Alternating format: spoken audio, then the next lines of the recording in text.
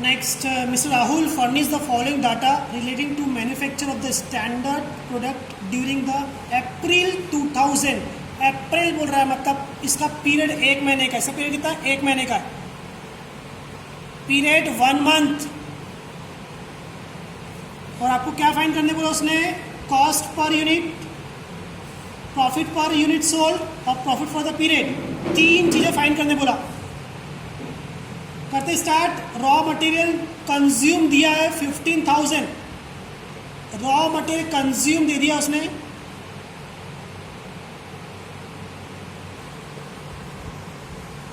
Raw material consume दिया आपको 15,000।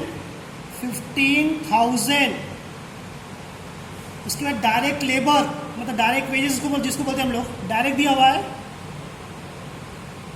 Direct wages जिसको हम डायरेक्ट लेबर बोलते हैं, 9,000 रुपीज। अब डायरेक्ट एक्सपेंस तो दिख रहा नहीं है, फिर भी लिख लेते इच्छा है तो। डायरेक्ट एक्सपेंसेस डैश, तीनों को प्लस को prime cost, 15 + 9 24, 24,000। Next factory on cost. Factory on cost में क्या आएगा देखो, मशीन एक्सपेंस के नाम से आएगा। मशीन वाला पॉइंट दिख रहा, मशीन एक्सपेंसेस 900 घंटे है, 900 आर, और रेट है 5 रुपये per hour. Machinery hour rate 5 rupees. तो 900 को 5 रुपए से मल्टीप्लाई किया, 9 5 45, 4500 रुपए। देखो वर्क इन प्रोग्रेस नाम से कुछ दिख तो नहीं रहा मुझे, तो इसी को फैक्ट्री कॉस्ट बोलते थे हम।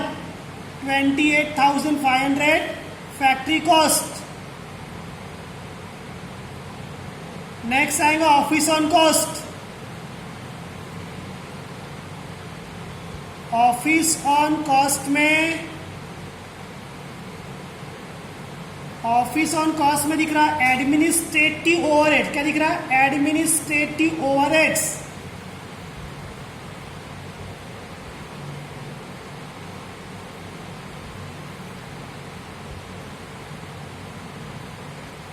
%20 वर्क कॉस्ट का। वर्क कॉस्ट मतलब फैक्ट्री कॉस्ट, वर्क कॉस्ट मतलब फैक्ट्री कॉस्ट।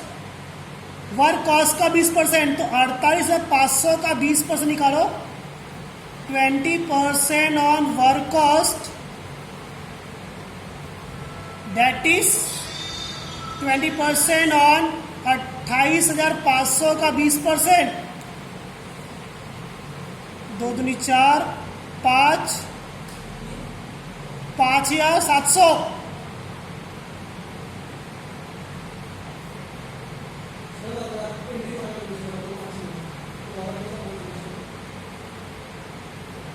$5,700।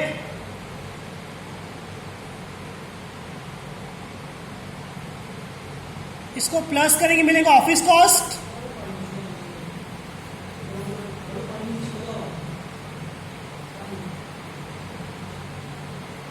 $34,200। अब बच्चों देखो, यहां पर यूनिट प्रोड्यूस बोल रहा है 17,100, बनाया 17,100, मतलब प्रोडक्शन दिया आपको, प्रोडक्शन दिया है 17,100, बट बेचा कितने? 16,000। मतलब बाकी कहां गए? 17,100 बनाया, बेचा 16,000, मतलब 1,100 बच रहे जिसको नहीं बेचा। मतलब closing stock of finish goods दिया है। कैसे निकाला? 17,100 यूनिट बनाया, बेचा 16,000, तो 1,100 कहां गए? कहीं नहीं गए, बचे हैं। बचे मतलब closing stock of finish goods, यहां पर हमने निकाला 1,100 यूनिट बचे हैं। मतलब ओपनिंग स्टॉक फिनिश गुड्स तो नहीं है, लेकिन क्लोजिंग स्टॉक फिनिश गुड्स है। कैसे पता? 17,100 बनाया और बेचा 16,000, मतलब 1,100 कम पड़ रहे, 1,100 बचे। तो लिखते हैं हम opening stock of finish goods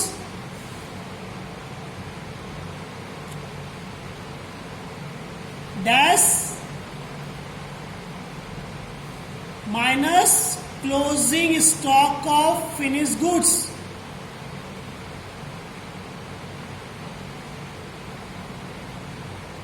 बच्चों इसका फॉर्मूला है, मैं लिख रहा हूं यहां पर, opening stock of finish goods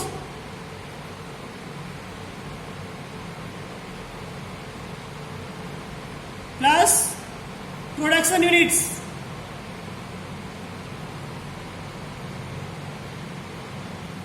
unit of opening of finish good plus production units is equal to closing units plus sale unit. Opening तो नहीं है, डैश कर दिया। प्रोडक्शन किया आपने 17,100, क्लोजिंग नहीं पता, बट बेचा कितने 16,000, तो 17,100 में 16,000 माइनस करेंगे तो 1,100 रुपए, 1,100 यूनिट्स। अब 1,100 यूनिट तो मिला, उसका बेचने का प्राइस, इसका प्राइस कैसे निकालेंगे? Note, units of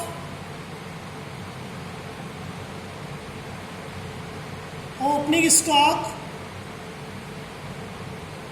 and closing stock are valued on the basis of office cost per unit, office cost per unit। ये बोल रहा है कि क्लोजिंग स्टॉक की यूनिट्स का अमाउंट या ओपनिंग स्टॉक यूनिट्स का अमाउंट आपको ऑफिस कॉस्ट के पर यूनिट के बेस पे निकालना पड़ेगा। तो अब आपको निकालना पड़ेगा ऑफिस कॉस्ट का पर यूनिट। 15,000 को डिवाइड करते 17,100 से, तो इसका पर यूनिट 0.88, फिर 9,000 को डिवाइड को 17,100 से 0.53, दोनों को प्लस कर दे 1.41, फिर 4,500 को डिवाइड करते 17,100 से, दोनों प्लस कर दे। नेक्स्ट है एडमिनिस्ट्रेशन, 5,700 को डिवाइड करते 17,100 से, दोनों प्लस कर दे।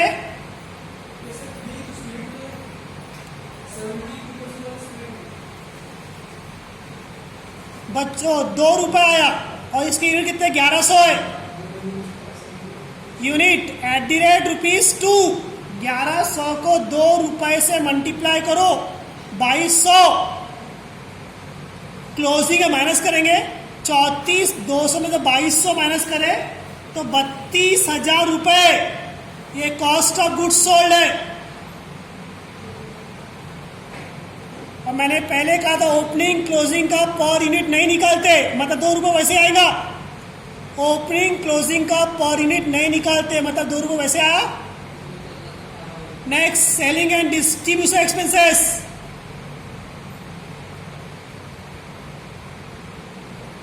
सेलिंग एंड डिस्ट्रीब्यूशन एक्सपेंस यहां पे दिया सेलिंग ओवरहेड 50 रुपए पर यूनिट,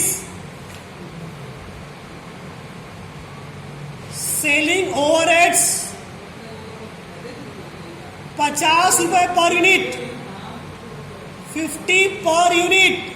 यहां पर भी एक नोट है, सेलिंग एंड डिस्ट्रीब्यूशन जिसमें expense always calculate sold out unit, यहां भी नोट है, selling and distribution expenses always calculate on sold out units. किस पे निकालेंगे? सोल्ड आउट यूनिट पर, कितने यूनिट बेचा उसके ऊपर। बेचा कितने 16,000, ये 50 पैसे है, 50 पैसे इंटू कितने यूनिट्स बेचा 16,000, 16,000,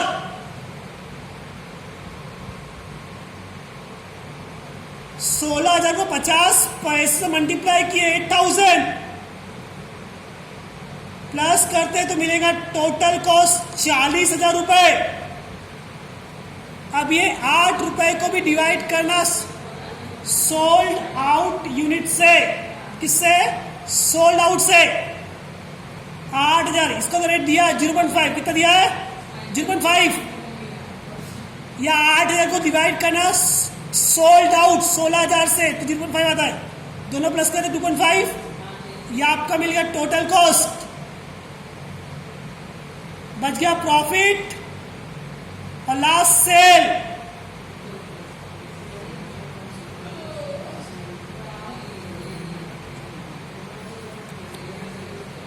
उसने बोला है 16,000 यूनिट बेचा 4 रुपए के रेट से, 16 यूनिट एट रेट 4, तो लिखते हैं 16,000 यूनिट एट द रेट ₹4। 16 चौके 64,000, 64, 4 रुपए का रेट है, यहाँ पे 4 रुपए आया। अब 64 में से 40 माइनस किया, 24 आपका प्रॉफिट है, और 4 रुपए में 2.5 रुपए माइनस किया, 1.5 रुपीज प्रॉफिट। इसमें हमने क्या क्या सीखा आज? क्लोजिंग यूनिट्स कैसे निकाल 1100 वो सीखा इस फॉर्मूले के थ्रू, और उसकी कीमत किससे बेस पे निकालते हैं? ऑफिस कॉस्ट का बेस से, वो भी सीखा नया पहली बार। और अगर selling and distribution expense per unit दिया है तो उसको सोल्ड आउट यूनिट पे निकालते, वो भी हमने सीखा है। इस प्रकार हमने आज 3 पॉइंट नए सीखे। एक, क्लोजिंग यूनिट्स कैसे निकाला, 17,100 यूनिट बनाया, बेचा 16,000, तो 1,100 बच गए क्लोजिंग यूनिट्स, तो 1,100, उसको 1,100 यूनिट का प्राइस कैसे निकाले? ऑफिस कॉस्ट के पर यूनिट से, तो ऑफिस कॉस्ट पर 2 रुपए था, 2 रुपए इंटू 11 के 2200, ये भी हमने पहली बार सीखा।